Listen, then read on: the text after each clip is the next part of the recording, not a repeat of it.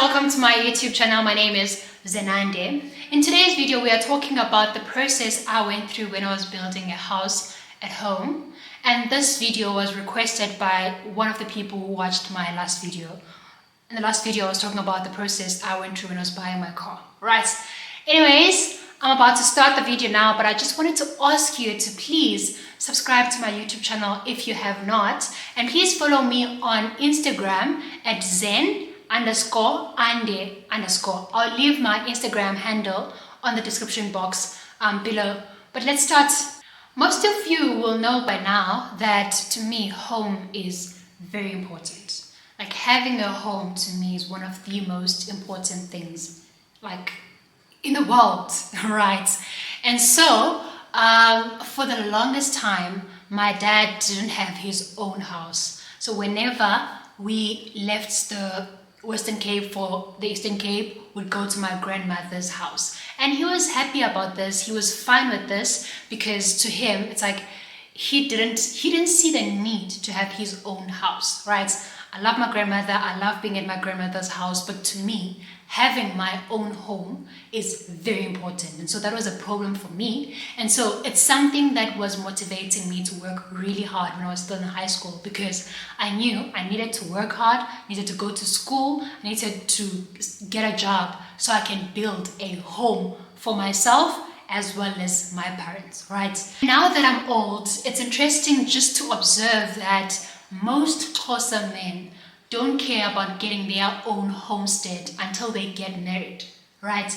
Like a person will just live their lives and go home and to their mother's or father's home every December without having their own house, and they'll be okay with that until they get married. And then suddenly a person now is working to build a house. It's very interesting. And so my dad was one of those people. However, for me, having a home has always been one of the most important things ever. I want to go to my grandmother's house just to chill. I don't want my grandmother's house to be my home. And it's just a personal thing. Then I think about 5 years ago, my parents decided to leave Cape Town completely, like pack everything they own in Cape Town and go live in the villages of the Eastern Cape. And now that required them to have their own home. So my parents built a 2-bedroom house. What was left that I needed to do was to build one of those hexagon houses, like traditional houses. Could be a rondavelle or a hexagon type of house.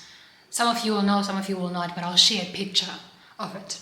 Right, so that was what was left for me to do. And I needed to do this because it's a requirement for us to introduce the house to the ancestors. And this was important to me because I wanted to be buried at home should I die. And that was a requirement. I wouldn't be able to be buried at home if that house is not built and if the house is not introduced to the ancestors. And so it was still important that I do it as soon as possible. Now, to get to the process of building the house, right, I basically started working in 2020. I saved money, but I used it to do something else, still black tax related, right? And then in 2021, I decided to go back to Cape Town. I actually got a job in Cape Town, and I decided that I was going to stay at home, KwaLanga, to avoid paying rent. And this was going to allow me to be able to save as much money as possible so that I could be able to build, or so that I can be able to build that house, right? And so basically the main sacrifice was to go back home, go back to the townships, go back to the Cape Flats, live there for a year so I can build a house at home. Now, during the time when I was saving for this house, I actually didn't tell anyone about it. I didn't tell anyone about my plans to build it unless it was someone I needed information from, right? So I think I only told 2 people who are not related to me, who are not from the same village as me. I just needed more information from them in terms of what to expect, how to budget for this house. And it was because they had built a similar house. And so I just needed to get like a sense of how much money I'm supposed to save for the house, right? And so I didn't tell anyone. And one of the reasons why I didn't tell my dad specifically is because I didn't want to talk about it every week. Because with my dad, if you tell my dad something, he's going to remind you every week. Basically, you have to get ready to talk about what you said you were going to do every week. And so I was trying to avoid that, and I just wanted it to be a surprise to a certain extent, like to tell them that this is what I am planning to do, and I can do it next week if we have all the resources, right? That was my main plan. I saved from January to August, and just remember, guys, that I was a trainee.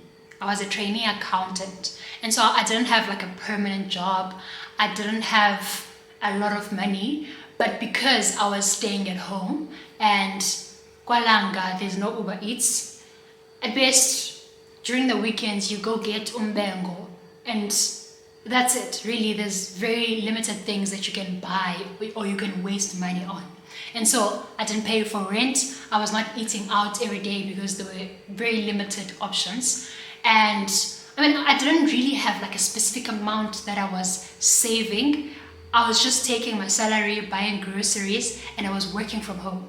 I was taking my salary, buying groceries, buying everything that I need, and saving the rest. And remember that my life is very simple. I don't have I don't live an expensive life. I don't go out every weekend. And then in August, I contacted my parents and I told them that I'm thinking of building the house that they have been talking about in order for us to open up the home. I don't know the English word of explaining the process. But basically, I told them that, listen, I've saved what I think is enough money in order to build this house. If you're okay with it, I need you to go get a builder for me. The builder is going to give me a quotation of what materials needed for this house, to build this house, and where I should get it, right? But I wanted to talk about the process of getting the material, or how I did it, right? And remember, guys, this is just a story and it can be specific to me, right? Again, I've mentioned something here that some of you are probably going to be against it, which is I didn't tell anyone. I phoned my parents a week or 2 weeks before the builder started building, and I told them that I'm thinking of building a house. And so I can imagine as a parent being told that, hey, next week or in 2 weeks' time, we can build a house if you want. I'm sure there are parents who would like to be hands-on in the process from Ikaleni. It's just not how I live my life, because I just generally do things my own way. And for me, it was best if I save my money somewhere without telling anyone, and then coming in or going to them, telling them that, listen, I have money, we can build, right? That works for me. And I'm basically explaining this because the next process, some of you are probably not gonna like, or some parents would not like the way I did it, right? And this is specific to me, and there's a reason why I do things the way I do them, right? So my parents went to get the quotation from the builder, and then I asked them to go to town with the quotation, go to a hardware in town with the quotation, and then the hardware guys are going to calculate or do a quotation, like a proper professional quotation for me, send it to me via email, and then I'm going to pay the hardware. And I'm basically going to be transferring money from my account to the hardware instead of sending money to my parents for them to pay the hardware, right? It felt like it was just an unnecessary process, because we know that the money is going to the hardware. And this is a lot of money, right? The money is going to the hardware. It's a lot of money. There's no bank charges that are going to have to be paid in the process, right? So it made sense to me. But I've spoken to a few people and they're like, I wouldn't like it if my child decided to build a house and they just send me to town without giving me their money to buy the material. So basically what I'm explaining is I didn't send money to anyone. All the expenses were paid by me from my account to the hardware, to our cash build, to our Buco. That's how I decided to do it. And it was very smooth because I know how much everything costs now because I paid for it. I didn't give anyone money for them to pay for materials and also risk them choosing like cheap material, which was one of my worries because I knew that if I give for example, my mom the money for her to go to buy a blanga, she's going to go to all those shops and look for the cheap one because like parents, guys, we know parents literally stretch money. Like they were working, like earning 2,000 per month, but raising us with that 2,000. And they did that because they look at all the options and choose the option that make financial sense, right? For me, I didn't care about what is cheap and what is not. All I cared about was quality, which is why I chose, or which is one of the reasons why I chose to pay the hardware myself. And guys, building a house is so expensive. Building materials are so expensive. It's better if you are the one paying for the building material. Guys, I promise you, you don't have to pay for everything. Just pay for the most important ones. Pay for the bricks, the sand, the crushed stone. Pay for everything that is material, like that is significant or that will cost a lot of money. And then with water and other small things, pay for cement because you might feel like people are robbing you because but if you are the one paying, you would see that actually everything is expensive, right? So I would really advise that you choose the way I do it or the way I did it. Pay the hardware yourself so that there's no middleman. The parent or whoever is there looking after the builders, they must go to town and come back with material without you having to transfer money into the account.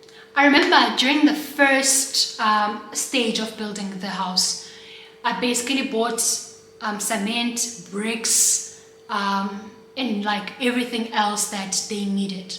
And I paid around, actually over 33,000 just to build udonga or idonga, only idonga alone. Now, to me, 30-something thousand is a lot of money, and I wouldn't, even in my family, I think 31,000 is a lot of money, and so I wouldn't want to give it to someone for them to like go pay when I can pay directly, right? So I would advise you to take that as well, just for the most important things, for the materials, zoko kaudonga, right? As well as for the materials for the roof. My quotation had 1,000 bricks, and 200 of those 1,000 bricks were bricks that were required for the foundation. Those are a little bit bigger compared to the normal bricks, and they are more expensive. And then I just can't remember the prices for the rest of I actually don't remember the prices of bricks, but I needed 1,000 bricks. But because I am one of those people who are very scared of running out of things, of course I bought more. I probably bought 1,100. And some of the material was not used, and I had to give it away. I think I told my parents to give them away. I don't know what they did, but basically I bought more. So it was 1,000 bricks. It was 50 bags of cement. I probably bought 55 because I was trying to avoid running out of things. It was 50 bags of cement, and it was a big truck. I just forgot the size of the truck, but it's a very big truck of sand, as well as crushed stone. I just can't remember the size of the truck for the crushed stone, right? That was the material, the main material that I needed to build udonga, right? Once that was done, I needed to buy the roof material, which is very expensive, especially for the kind of house that I built, because bayazikhatha, guys, bayayikhatha amazinki bayawakhatha, and yo bruh, the roof is really expensive.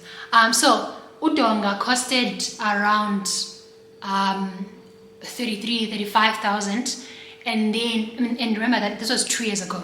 I think it was 2 years ago. Udonga was 33 to 35,000, just material. And another thing is I needed to buy water because I don't like hard labor. I didn't want anyone to be worried about running out of water. Buying the tank of water is around 1.5, like a big tank of water. And remember, you're just basically buying water that amounts to a big tank of water, right? I didn't have to buy a tank itself because my parents already had it, right? So it was 33 to 35 materials for udonga, and then I had to buy water, like a full tank of water, which was 1.5. And I can't really remember how much the builders were, but I'm sure it's different for every area. You can just ask around how much the builders in your area are. Okay, in roof yasekhaya, it's made of amazinki, right? But if you've been to the Eastern Cape or you've been to the villages, I'm sure you've seen imizi in amazinki arusileyo, amazinki that has rust, right? And usually that's because it's the cheaper version of amazinki, right? And so for me, because quality was really important, which is one of the reasons why I had to pay everything myself, and I was trying to make sure that I don't buy amazinki zaurusa. Okay, so I bought amazinki at Cash Build because the other shop in Butterworth that we were supposed to buy them from had received the low quality of amazinki, and so they couldn't sell me the ones that I wanted.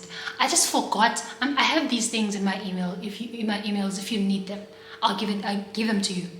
I just forgot the name of lomazinki lao, but I bought lomazinki lao at Cash Build. It was 44,000 and something, and this excludes transport.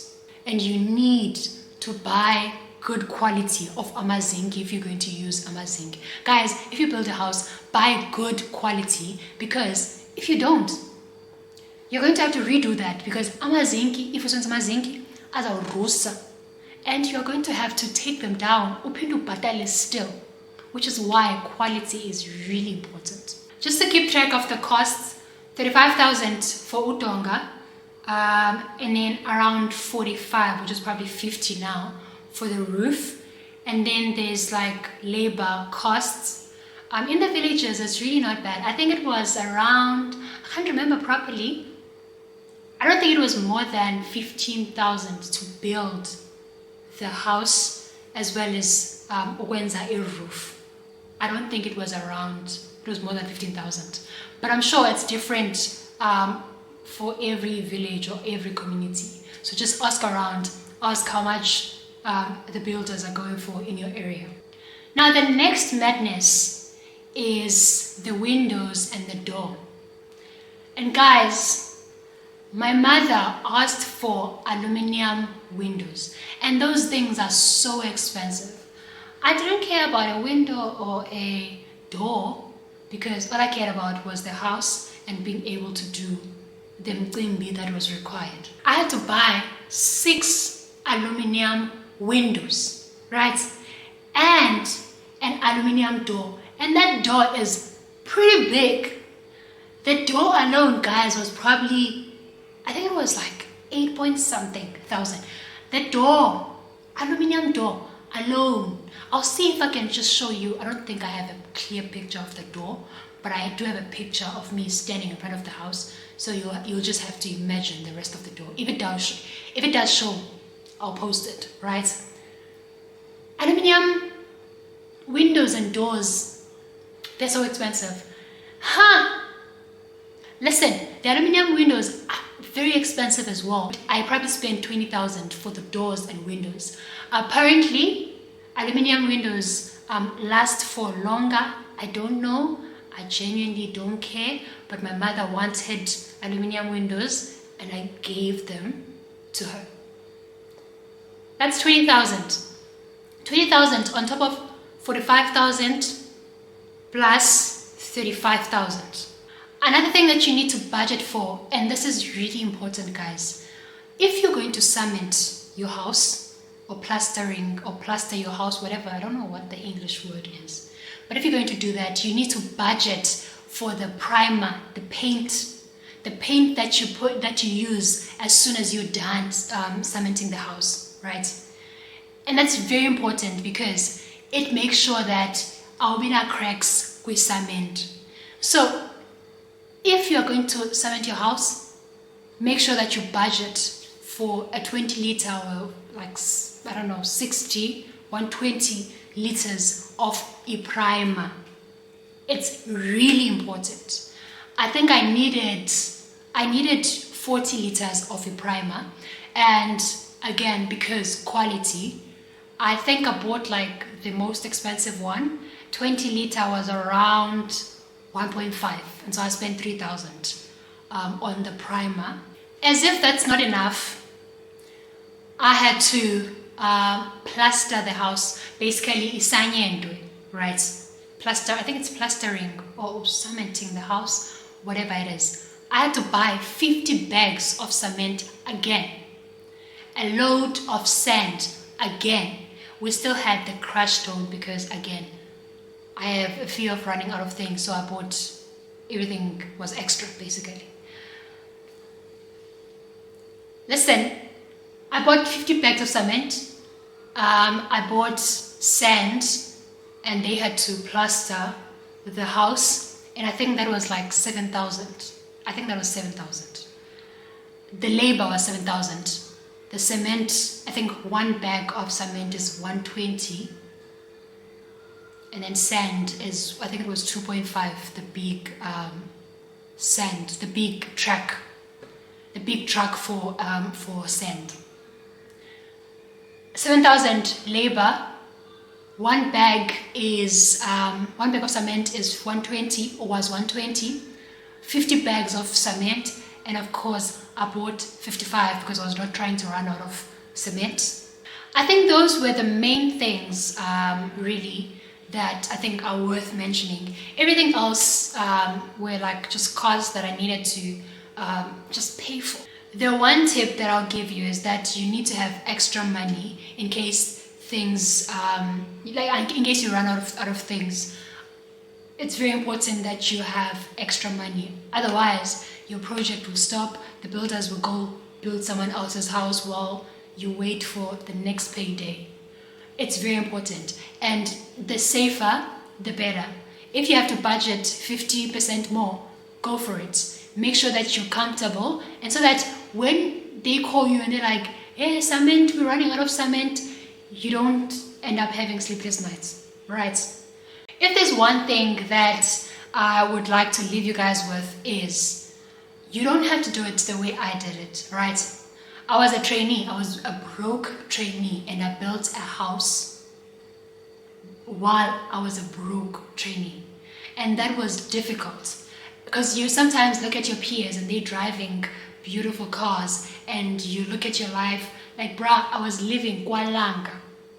And if you know Langa Township, you'll be working, we're working from home, you'll be working and you hear gunshots, and you have to explain to your colleagues, no, don't worry, if you're talking and they heard the gunshots, don't worry, this is normal life. I was living like that, but I did it because I needed to build the house. My point is, if there's nothing pressing you for you to build a house at home, you don't have to pour from an empty cup, because that thing is uncomfortable. And if you are pouring from an empty cup, if you are giving up everything in order to build a house for your family, you might end up being resentful, and we don't need that. And another thing is, I would really advise that you pay the money straight to the hardware. That's how I did it. Now I don't think there's anyone who ate my money or spent my money recklessly or did their own things with my money, because I was the one paying the hardwares. I was the one getting the quotations and checking how much things are, negotiating for discounts. I did that myself. My parents went to collect. And I understand that, or I've like the feedback that I've gotten from other people when I tell them this, they're like, yo, I wouldn't like it if my child did this. Or like, and I understand we are different. But if you understand your home situation, and I know for sure, I know my mother would have went and looked for discounts or looked for cheaper options. And in like 2 years' time, I would have to redo that roof. Okay? So to me, that is important. And if it's important to you as well, I would really advise that you pay the hardwares yourself. Pay cash build yourself. Pay Bucor yourself. Builders yourself. People must just go pick up the materials and take it home. That's how I did it, and it worked for me. I know of many people who saved money to build a house through a cash build. You know those store cards where you deposit money and then until it's enough for you to buy whatever you need to buy. Personally, that wouldn't have worked for me because I know that those store cards don't have interest. And so you just basically have your money there losing value. And again, remember, this is specific to me. Anyways, guys, thank you for watching. If you've watched until this point, I hope you found this video informative. I hope you enjoyed it. And there's actually one video that I did last year where I was talking about ways to better manage black tax, because we are building these houses, for example, at home because the generation before us could not do the things that we're required to do now. And so it can, like, some of you might end up pouring from an empty cup. Okay. So there's a video that I did last year. I think it's titled Better Ways to Manage Black Tax. You can go check it out. I'll also leave it in the description box. I think I've shared it recently in my YouTube channel. Go check it out. I hope you enjoyed this video and thank you for watching. If you have not, please subscribe to my channel. Let me know if there's any other video that you'd like me to do. Anyways,